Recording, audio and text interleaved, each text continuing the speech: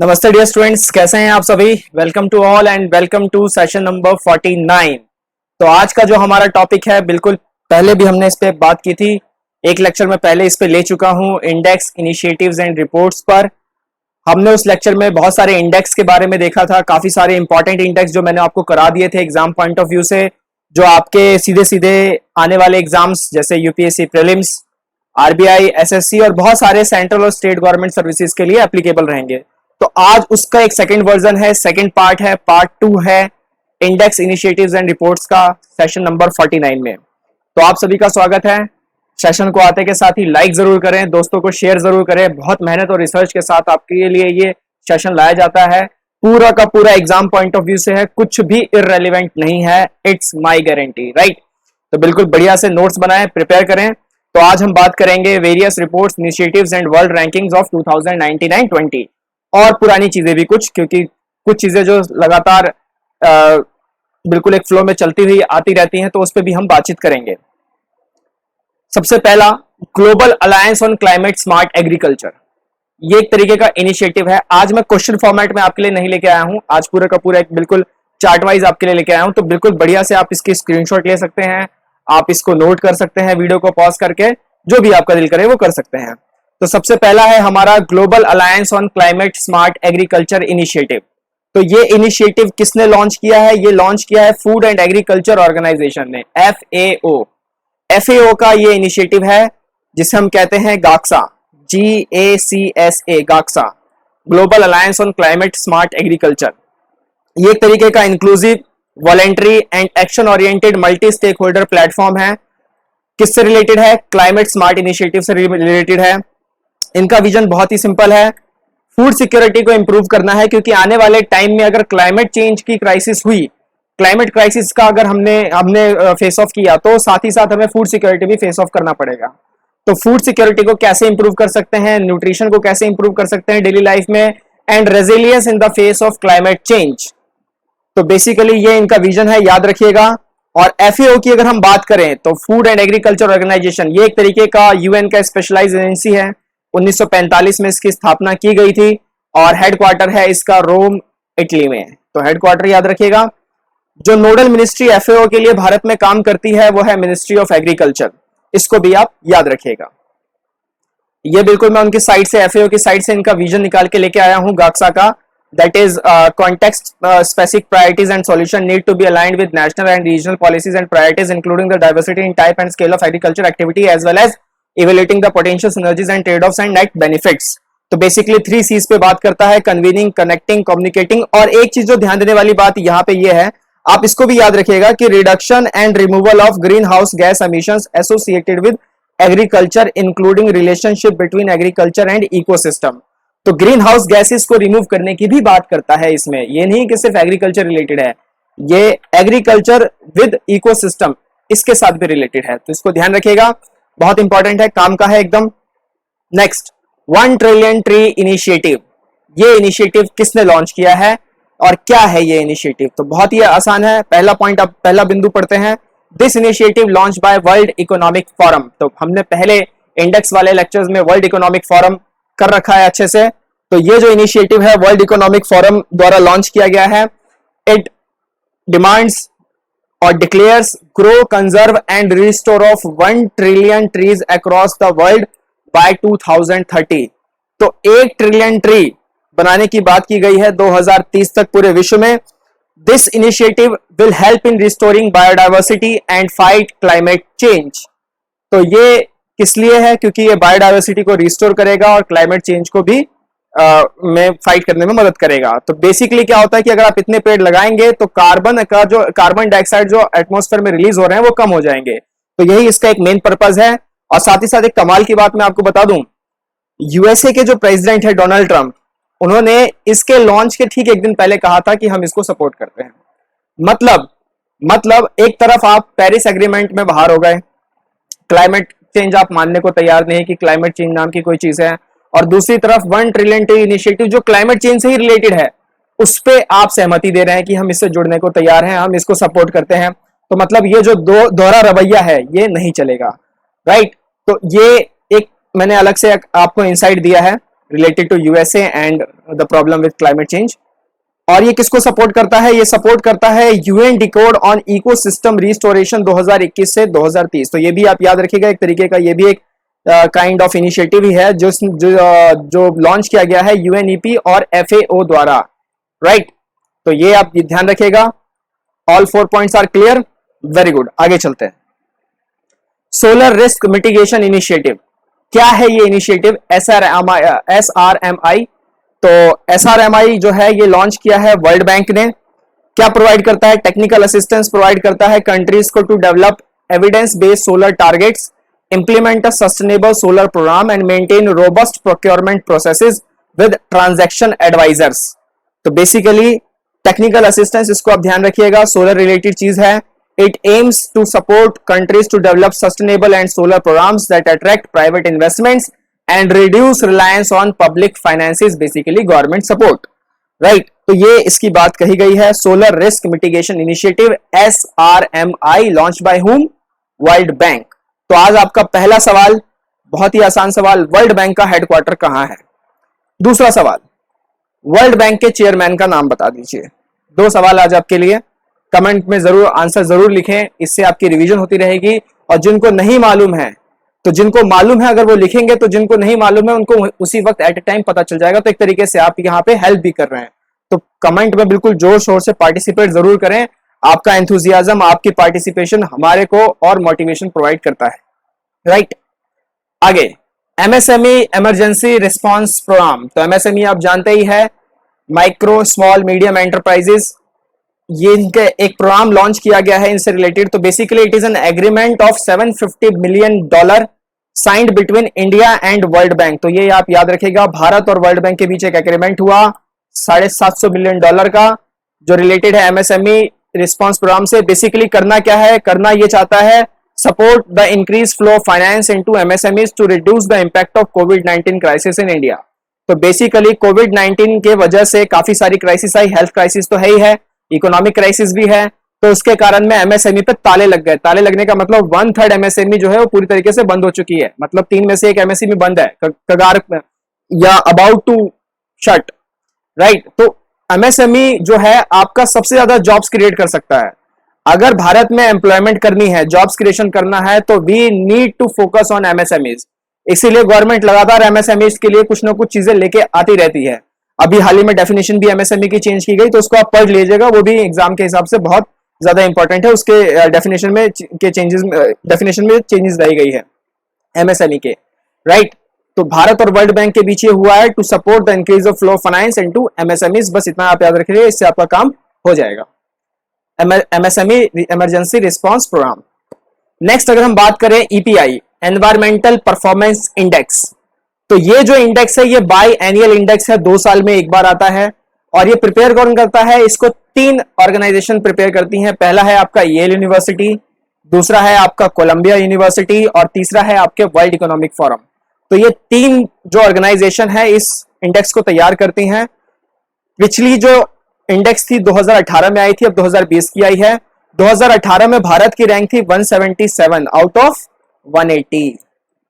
180 देशों को ये मेजर करता है और 32 इंडिकेटर्स पे ये मेजर करता है। ये पॉइंट आप देख सकते हैं, it measure the environmental performance of 180 countries with 32 indicators. By annually publish होता है। 2018 में रैंक 177 थी, 2020 में 168 हो गई। स्कोर जो था वो 27.6 था। और सबसे वर्स्ट परफॉर्मेंस है साउथ एशियन कंट्रीज में अफगानिस्तान को छोड़कर। डेनमार्क ने टॉप किया है, डेनमार्क का स्कोर है 82.5। तो भारत को बहुत ज्यादा जरूरत है अपने एनवायरमेंटल प्रोग्राम को लॉन्च करने की। साथ ही साथ मैं आपको एक अलग से यहाँ पे एक इंसाइट देता हूं कि एक स्टेट ऑफ इंडियाज एनवायरमेंट 2020 भी एक रिपोर्ट है। यहां पे मैं कहीं लिख देता हूं, स्टेट ऑफ इंडियाज एनवायरमेंट 2020। ये जो रिपोर्ट है ये कौन पब्लिश करता है? India's environment 2020। ये रिपोर्ट पब्लिश करता है आपका centre for science and environment. तो centre for science and environment द्वारा state of India's environment report 2020 publish की गई। और भी बहुत सारे इनिशिएटिव लिए गए हैं। क्लाइमेट चेंज के ऊपर इनिशिएटिव लिया गया है, जैसे कि आपके पास national action plan on climate change है। उसके बाद डेजर्टिफिकेशन पे इनिशिएटिव लिया गया है। पॉल्यूशन कंट्रोल पे नेशनल क्लीन एयर प्रोग्राम है। एनवायरमेंट इम्पैक्ट असेसमेंट पे इनिशिएटिव लिया गया है, एनवायरमेंट मैनेजमेंट प्लान है हमारे पास, फॉरेस्ट प्रोटेक्शन के प्लान है हमारे पास, एनिमल प्रोटेक्शन में project elephant, project tiger, project dolphins, ऐसे बहुत सारे पॉलिसीज और प्लान्स भारत सरकार इस पे काम कर रही है। राइट, आगे चलते हैं। World employment and social outlook report, वेसो, इसको शॉर्ट में अगर कहें तो यह है वेसो, world employment and social outlook report. ये रिपोर्ट कौन पब्लिश करता है? ये पब्लिश करती है ILO, इंटरनेशनल लेबर ऑर्गेनाइजेशन। क्या है इंटरनेशनल लेबर ऑर्गेनाइजेशन? ये क्रिएट की गई थी as a part of treaty of Versailles. तो वर्सेल्स की ट्रीटी हुई थी वर्ल्ड वॉर 1 के बाद, याद कीजिए वर्ल्ड हिस्ट्री, वर्ल्ड वॉर 1 के बाद ट्रीटी ऑफ वर्सेल हुई थी, उसमें ILO को क्रिएट किया गया और ये UN का इकलौता ऑर्गेनाइजेशन है जिसमें ट्राईपार्टाइट यानी त्रिपक्षीय गवर्निंग स्ट्रक्चर है। जो 3 है इसमें ट्रिनिटी है, जो ट्राईपार्टाइट कहा जा रहा है वो कौन कौन है? वर्कर हैं, एम्प्लॉयर्स हैं और गवर्नमेंट है। तो बेसिकली इनके ट्राईपार्टाइट गवर्निंग स्ट्रक्चर जो है वो UN का इकलौता जो है वो कौन है? ILO। इसको आप याद रखिएगा। हेडक्वार्टर इसकी कहां पे है? इसका हेडक्वार्टर है रोम, इटली। ये भी आप ध्यान रखिएगा। इसके बाद अगर हम बात करें तो ये और भी रिपोर्ट्स पब्लिश करता है, जैसे ग्लोबल वेज रिपोर्ट आप याद रख लीजिए, वर्ल्ड सोशल प्रोटेक्शन रिपोर्ट आप याद रख लीजिए। साथ ही साथ इंडिया का और ILO का क्या रिलेशन है? इंडिया ने ILO के 8 कन्वेंशंस में से 6 पे साइन कर रखे हैं, 6 को मतलब रेटिफाई कर रखा है। कौन कौन से है? जिसमें से 2 तो आपके सामने लिखे हुए हैं, child labour minimum age convention 138, worst form of child labour convention 182। Basically उनके आगे का नंबर होता है ये। तो PT 2018 का क्वेश्चन पेपर आप उठा के देखिए, सीधा सीधा सवाल पूछा हुआ था कि 138 एंड 182 आर रिलेटेड टू विच। सीधा सीधा क्वेश्चन उठा के पूछा हुआ था, तो बहुत ज्यादा इंपॉर्टेंट है। एक बार पूछ चुका है, दोबारा भी पूछा जा सकता है। जो बाकी के 4 कन्वेंशन है, एक आपका डिस्क्रिमिनेशन रिलेटेड है, फिर आपका एक फोर्स लेबर रिलेटेड है, फिर उसके बाद आपका अबोलिशन ऑफ फोर्स लेबर है, फिर चौथा इक्वल रिम्यूनरेशन पे है। तो ये 8 में से 6 कन्वेंशंस जो हैं ILO को, उसको भारत ने रेटिफाई किया हुआ है, तो इसको आप याद रखिएगा। नेक्स्ट, अगला जो है हमारे पास है वो है केयर प्रोजेक्ट। क्या है care project? Care project is, full form नीचे आपको दी गई है, climate adaptation and resilience for south Asia project. ये है केयर प्रोजेक्ट। किसका इनिशिएटिव है? वर्ल्ड बैंक का इनिशिएटिव है। वर्ल्ड बैंक ने बहुत सारे इनिशिएटिव लिए हैं, वर्ल्ड इकोनॉमिक फोरम ने भी बहुत सारे इनिशिएटिव लिए हैं, तो इसको आप अच्छे से याद रखिएगा, मिक्स मत कर दीजिएगा क्वेश्चन पेपर में, क्वेश्चन एग्जामिनेशन हॉल में। तो ये केयर, ये सीधा मैं वर्ल्ड बैंक की साइट से आपके लिए लेके आया हूं। क्या ग्रांट देना चाह रहे हैं, क्लाइमेट चेंज रिलेटेड है, प्रोजेक्ट ID क्या है, प्रोजेक्ट डिस्क्रिप्शन सब है, आप पढ़ लीजिएगा आराम से, आपके लिए हो जाएगा। बस इतना याद रख लीजिए, care project related to world bank.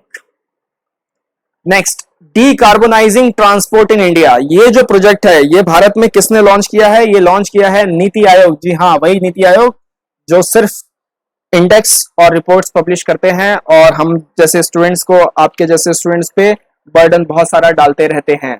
Right, तो ये प्रोजेक्ट जो है नीति आयोग ने लॉन्च किया है, किसके कोलैबोरेशन के साथ? International transport forum. क्या है इंटरनेशनल ट्रांसपोर्ट फोरम? ये एक इंटर गवर्नमेंटल ऑर्गेनाइजेशन है जो OECD के अंदर बनी हुई है। इसमें 60 कंट्रीज हैं मेंबर्स के तौर पे। 2006 में बनाई गई थी। हेडक्वार्टर है इसका पेरिस और फ्रांस में, ITU का, ध्यान रखिएगा। और ये एनुअल समिट भी ऑर्गेनाइज करता है of transport ministers of various countries. तो वेरियस कंट्रीज के जो ट्रांसपोर्ट मिनिस्टर्स हैं उनका एनुअल समिट भी ऑर्गेनाइज करता है। बेसिकली इस इनिशिएटिव में बात ये कही जा रही है कि हम low carbon transport system Bharat में डेवलप करेंगे, जिससे क्लाइमेट चेंज, अगेन फिर से क्लाइमेट चेंज पे सारी बातें आ रही हैं, क्योंकि इस पोस्ट कोविड वर्ल्ड के बाद, कोविड जब शांत हो जाएगा तो आप देखिएगा जरूर कि क्लाइमेट चेंज पे बहुत सारे इनिशिएटिव लिए जाएंगे, अभी भी लिए जा रहे हैं बहुत सारे। फिर मासिस को अवेयर किया जाएगा, जो आपके जो लोअर सेक्शन ऑफ पीपल है उनमें भी ये बात फिर सामने आ जाएगी कि हाँ भाई क्लाइमेट चेंज कुछ है। तो ये आने वाला एक बहुत बड़ा चैलेंज है वर्ल्ड के सभी नेशंस के सामने।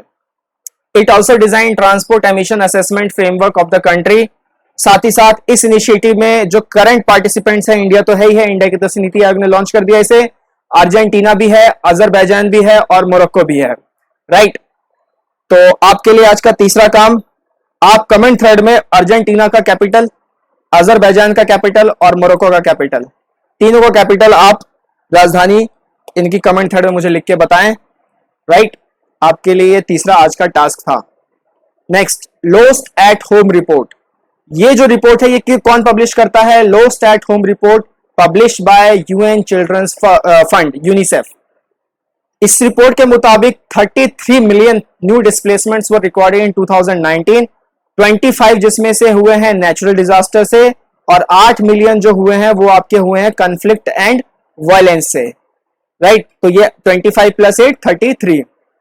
अब जो इंटरनल डिस्प्लेसमेंट है उसमें बच्चों ने जो ज्यादातर फेस किया है, क्या फेस किया है? Child labour, child marriage, child trafficking. मैंने आपको बताया था impact of Covid on children कि कोविड के चक्कर में चाइल्ड मैरिज को भारत में बहुत ज्यादा पुश मिला है।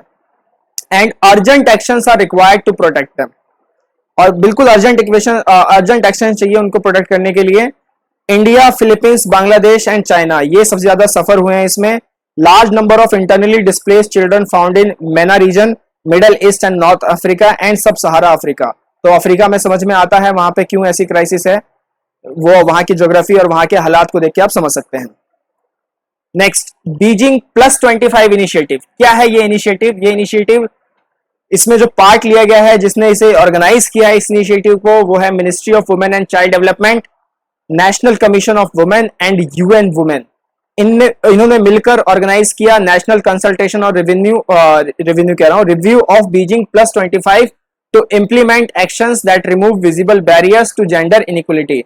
तो बेसिकली जेंडर इक्वलिटी पे बात की गई है कि जेंडर इक्वलिटी को अचीव करने में जो भी बैरियर्स हैं उनके खिलाफ जो भी एक्शंस लिए जाने चाहिए इसको कम करने के लिए, वो हम लेंगे। और ये कौन कौन लेंगे? आपके ministry of women child development, national commission of women and UN women, right. तो इसका बीजिंग +25 नाम क्यों है, तो उसके बारे में जानते हैं अभी हम। 2020 में क्या हुआ कि फोर्थ